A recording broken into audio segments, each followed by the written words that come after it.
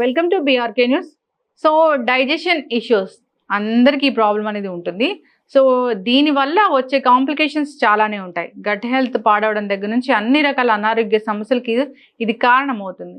అసలు ఎందుకు అరగకపోవడం అనే సమస్య అనేది ఉంటుంది? ఇండైజెషన్ ప్రాబ్లం అనేది ఎందుకు వెంటాడుతుంది?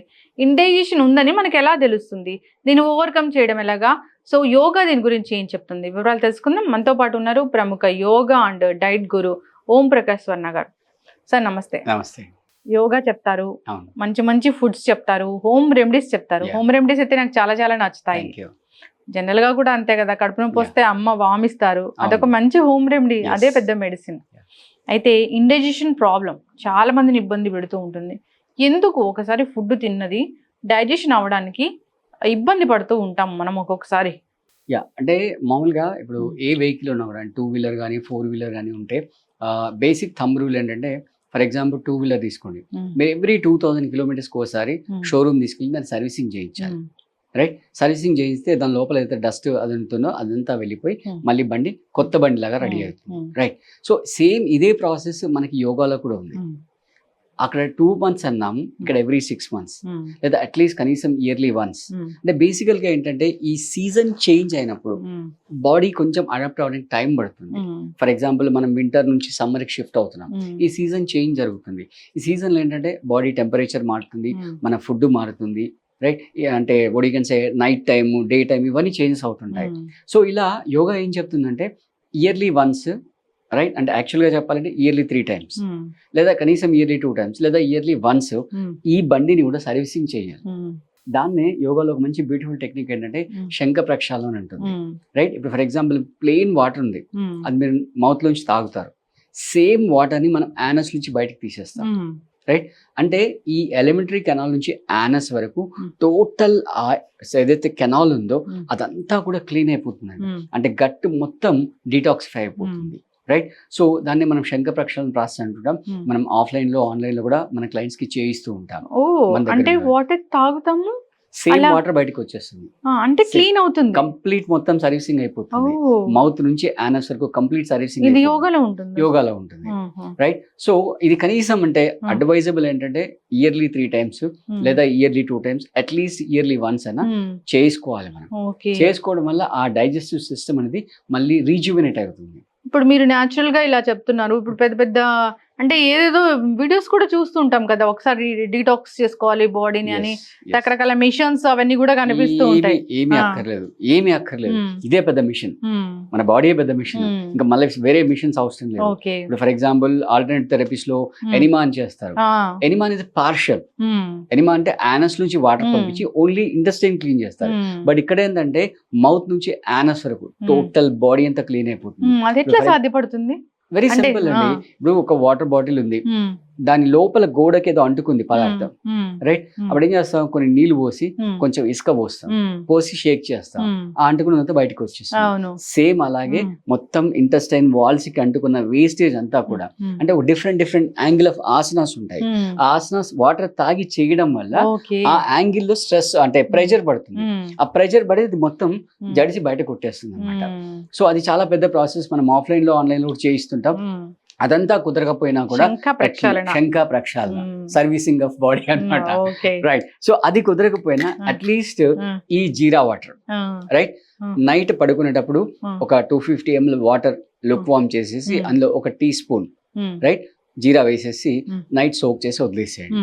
పొద్దున్న లేవగానే ఫస్ట్ బ్రష్ చేసుకుంటారు కదా, బ్రష్ చేసుకోగానే ఏమీ తీసుకోకముందు ఫ్రెష్ గా వాటర్ తీసేసుకోండి. రైట్? అంటే యాక్చువల్ గా మీరు అబ్జర్వ్ చేశారో, మన పోపుల డబ్బా ఏదైతే ఉంటుందో అదొక పెద్ద మెడికల్ షాప్.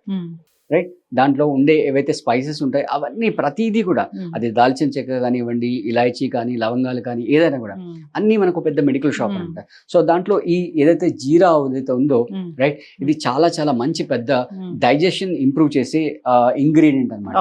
రైట్? అంటే ఇప్పుడు మనం బయట తెచ్చుకున్నాం ఫుడ్, వాడు అసలు వేస్తాడో వేయడో తెలియదు, దాంట్లో జీరా వేస్తాడో వేయడో తెలియదు, అది కూడా తెలియదు. కరెక్ట్ మీరు అన్నది. అసలు ఏమీ లేకుండా పప్పు ఉడికించుకొని, కందిపప్పు ఉడికించుకొని, ఎల్లిపాయ జీలకర్ర దంచి వేసి పోపు పెట్టుకొని తింటే చాలు. అమృతం అది, అది అమ్మ చేతి అమృతం. సో ఈ జీరా అక్కడ మిస్ అయిపోయింది కాబట్టి ఇక్కడ మళ్ళీ మనం స్పెషల్ గా యాడ్ చేయాల్సి వస్తుంది ఓకే. అన్నమాట. సో పొద్దున్న తాగేసేసరికి ఏమవుతుందంటే మొత్తం గట్ అంతా డీటాక్సిఫై అంటే పార్షియల్ గా డీటాక్సిఫై అయిపోతుంది. అట్ ద సేమ్ టైం మన డైజెస్టివ్ సిస్టమ్ ని యాక్టివేట్ చేస్తుంది, డైజెషన్ ని ఇంప్రూవ్ చేస్తుంది. మనం ఈ వడికన్సే ఈ semi cooked food, preservative food, ఈ మైదా ఐటమ్స్ ఇవన్నీ మనం తింటాం కదా, అదంతా కూడా ఆ గోడలకి, ఆ ఇంటెస్టైన్ గోడలకి అంతా కూడా డిపాజిట్ అయిపోతుంది అనమాట. సో అదంతా కూడా కొంచెం పార్షియల్ గా డైలీ తాగడం వల్ల వెళ్ళిపోతుంది. సో ఈ వెయిట్ పెరగడానికి రీజన్ ఆ ఇండైజెషన్, కాన్స్టిపేషన్ ఇది మేజర్ ప్రాబ్లం అన్నమాట. సో ఇది ఒకవేళ కనుక మీకు అవకాశం ఉంటే రైట్, మనం మలాసన్ అంటాం రైట్. యాక్చువల్ గా అది మన ఇండియన్ కల్చర్ లో ఒక పార్ట్ ఆఫ్ లైఫ్. అంటే మనం ఇండియన్ కమోడ్ వాడితే రైట్, ఇప్పుడు అంతా వెస్ట్రన్ కమోడ్ వచ్చేసి రైట్. సో ఇండియన్ కమోడ్ లో మనం ఏదైతే కూర్చుండే పోస్చర్ ఉందో that it self is one asana అనమాట. యా, అది మలాసన అంటాం రైట్. అంటే మలం అంటే మన స్టూల్స్ రైట్. సో ఆ పోస్చర్ లో కూర్చుని కనుక మీరు ఇంకా తాగినట్లయితే, అంటే బేసికల్ గా ఆ మలాసన చూస్తే ఏమవుతుందంటే ఆ పోస్చర్ లో మీరు కూర్చున్నప్పుడు మీ థైస్ వెళ్ళి మొత్తం మీ అబ్డమిన్ ప్రెషర్ పడతాయి.